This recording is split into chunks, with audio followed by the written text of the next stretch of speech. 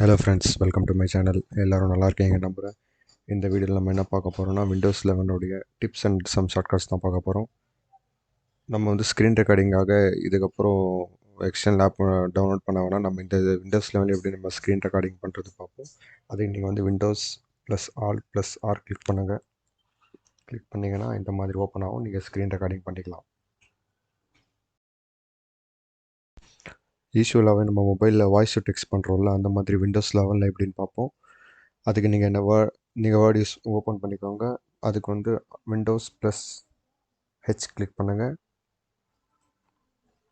இந்த மாதிரி ஓப்பன் ஆகிடும். ஸோ நீங்கள் வந்து ஜஸ்ட் கிளிக் பண்ணிவிட்டு நீங்கள் என்ன பேசுகிறீங்களோ அது ஆட்டோமேட்டிக்காக அதில் டைப் ஆகும். நெக்ஸ்ட் விண்டோஸ் 11 எப்படி ஸ்க்ரீன்ஷாட் எடுக்குதுன்னு பார்ப்போம். அது வந்து நீங்கள் விண்டோஸ் Shift+S கிளிக் பண்ணிக்கோங்க. இந்த மாதிரி ஓப்பன் பண்ணிட்டு உங்களுக்கு எது வேணுமோ நீங்கள் அழகாக வந்து கிளிக் பண்ணி ஸ்க்ரீன்ஷாட் எடுத்துக்கலாம். ஸோ அந்த ஸ்க்ரீன்ஷாட்டை பார்க்குறதுக்கு எப்படி நம்ம கிளிப் போர்டில் ஆக்சஸ் பண்ணுறதுன்னா விண்டோஸ் +Vன்னு கொடுங்க. இந்த மாதிரி ஓப்பன் ஆகிடும். நீங்கள் ஸ்க்ரீன்ஷாட் எடுத்தது இதில் பார்த்துக்கலாம். ஓகே ஃப்ரெண்ட்ஸ், நெக்ஸ்ட்டு வந்து நம்ம டெக்ஸ்ட்டுக்கு எப்படி எமோஜிஸ் ஆட் பண்ணணும்னு பார்ப்போம். அதுக்கு வந்து நீங்கள் வந்து விண்டோஸ் டாட் கிளிக் பண்ணுங்கள். கிளிக் பண்ணிங்கன்னா இது மாதிரி ஓப்பன் ஆகிடும். உங்களுக்கு எது வேணுமோ நீங்கள் சூஸ் பண்ணி நீங்கள் வந்து அப்ளை பண்ணிக்கலாம். ஆல்சோ ஷார்ட்கட்ஸ்னு பார்த்தீங்கன்னா விண்டோஸ்+E கொடுத்தீங்கன்னா உங்களுக்கு ஃபோல்டர்ஸ் ஓப்பன் ஆகும். அண்ட் விண்டோஸ்+S கொடுத்தீங்கன்னா சர்ச் ஓப்பன் ஆகும்.